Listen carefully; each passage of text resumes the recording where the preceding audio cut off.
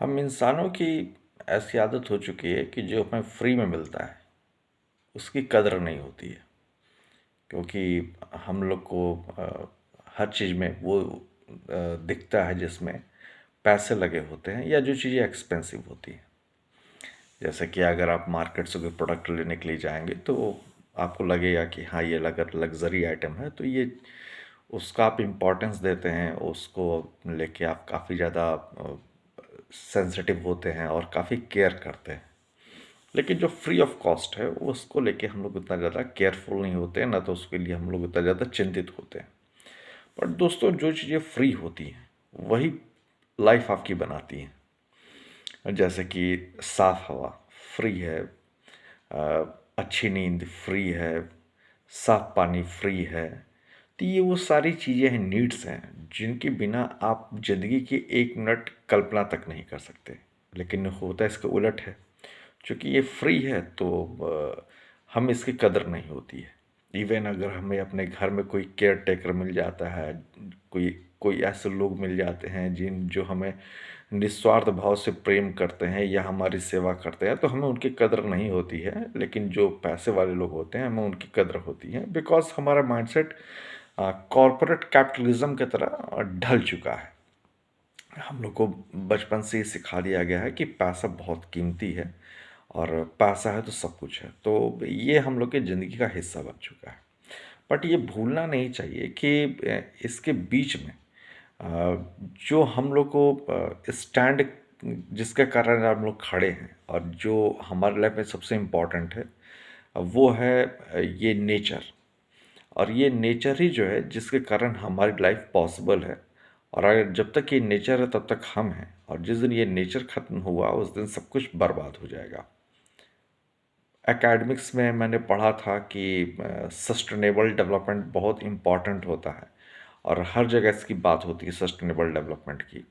कि साधारण से शब्दों में अगर मैं आपसे कहूँ तो जियो और जीने दो का कॉन्सेप्ट है। कि मतलब खुद भी आप विकास कीजिए लेकिन प्रकृति का विनाश भी मत कीजिए। ये हम लोग को बचपन से पढ़ाया गया है। लेकिन आज आज के समय में प्रकृति का एक भाग खतरे में है। और यकीन मानिए कि अगर ये नहीं बचा तो बहुत बड़ा खतरा आ जाएगा हमारे एक प्रांत के ऊपर, और वो है अरावली की पहाड़ियाँ। मैं आज इसलिए जिक्र कर रहा हूँ क्योंकि अरावली को जो है वो उसको हैंड ओवर किया जा रहा है कंपनियों को, जिससे वहाँ पे वो माइनिंग कर सकें और वहाँ के जो रिसोर्सेज हैं उसका कंपनी इस्तेमाल कर सके।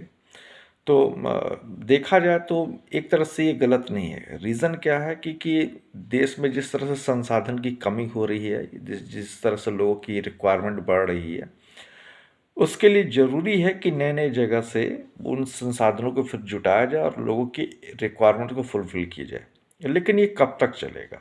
सबसे बड़ी बात ये है। इच्छाएं कभी ख़त्म नहीं होंगी और ज़रूरतें कभी ख़त्म नहीं होंगी। लेकिन अगर हम नेचर को डिस्ट्रॉय कर करके अगर अपनी इच्छाओं की पूर्ति करेंगे तो यकीन मानिए फिर कुछ नहीं बचेगा और सब कुछ इसी तरीके से बर्बाद हो जाएगा। अरावली राजस्थान में जिस जोग्राफिकल पॉइंट पे पूरा का पूरा लोकेटेड है, अगर आप उसको देखने की कोशिश करेंगे तो अरावली के दूसरे तरफ जो है वो पूरा का पूरा रेगिस्तानी इलाका है, और अरावली के इधर जो है वो पूरा का पूरा शहर बसता है। अब समझ लीजिए कि जिस तरीके से इस नॉर्थ इंडिया के लिए हिमालय इम्पोर्टेंट है, और तिब्बत से और चीन से आने वाली ठंडी हवाएं जो हैं उनको ये हिमालय रोकता है, ठीक उसी तरीके से अरावली जो है वो रेगिस्तान जो है, उसके जो धूल, उसके जो मिट्टी उड़ती है, उसके जो रेगिस्तान की जो गर्म हवाएं चलती हैं, उसको रोकने का काम करता है। तो वो एक तरह से बाउंड्री वॉल है उस राजस्थान के अच्छे उन शहरों के लिए जहाँ तक ये जो है डस्ट पार्टिकल वगैरह नहीं पहुँचते हैं। अगर वो ख़त्म हुआ तो पूरा का पूरा राजस्थान में आपका जो है, जयपुर हो चाहे जोधपुर हो चाहे जो भी इलाका है वहाँ का, वो पूरी तरीके से डिस्ट्रॉय हो जाएगा। कोटा वगैरह सब उसमें डिस्ट्रॉय हो जाएंगे। तो अरावली को बचाना बहुत ज़रूरी है। और जिस तरह से वहाँ के लोगों ने एक संगठित होके जागरूकता दिखाई है अरावली को बचाने के लिए, ये अपने आप में दिखाता है कि भारत में आज भी प्रकृति को लेके प्रेम बचा हुआ है और यही हमारी सनातन संस्कृति है। जब तक प्रकृति है तब तक सनातन संस्कृति है, और जब तक सनातन संस्कृति है तब तक प्रकृति है। ये पूरक हैं एक दूसरे के। तो जो कुछ लोग हैं जो कहते हैं कि सनातन का मतलब क्या होता है और सनातन से क्या फ़र्क पड़ता है, तो देख लो सनातन की ताकत यही है।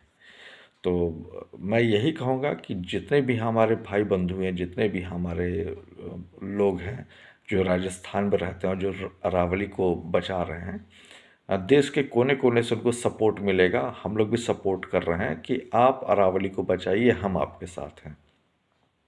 क्योंकि आज आप अरावली को बचा रहे हैं, कल हम लोग के लिए भी अगर कुछ ऐसी समस्या खड़ी होगी तो मुझे पूरा विश्वास है कि आप लोग भी कल को खड़े हो जाओगे हम लोग के साथ। तो प्रकृति को बचाने की जिम्मेदारी हमारी सबकी है, चाहे वो आपके प्रांत की हो, चाहे वो हमारे प्रांत की हो, चाहे किसी भी जगह की हो। और मैं आपको एक बात अभी बताना चाहता हूँ, आने वाले समय में बिहार में हो सकता है कि एआई का जो प्लांट है उसका सेटअप तैयार किया जाए और वहाँ के जो पानी के रिसोर्सेज हैं उसका इस्तेमाल किया जाए। अगर ऐसा हुआ तो मान के चलिए कि अगर एआई का डाटा सेंटर तैयार होता है बिहार के भीतर और वहाँ के पानी का इस्तेमाल हुआ, वहाँ के नदियों के पानी का इस्तेमाल हुआ, तो फिर वहाँ बहुत बड़ी समस्या आने वाली है और ये हो सकता है भविष्य में।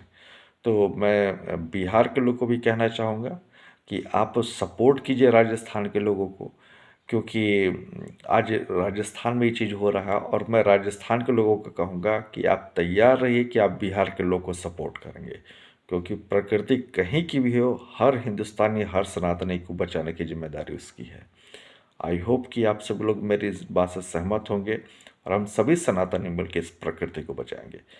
जय हिंद, वंदे मातरम।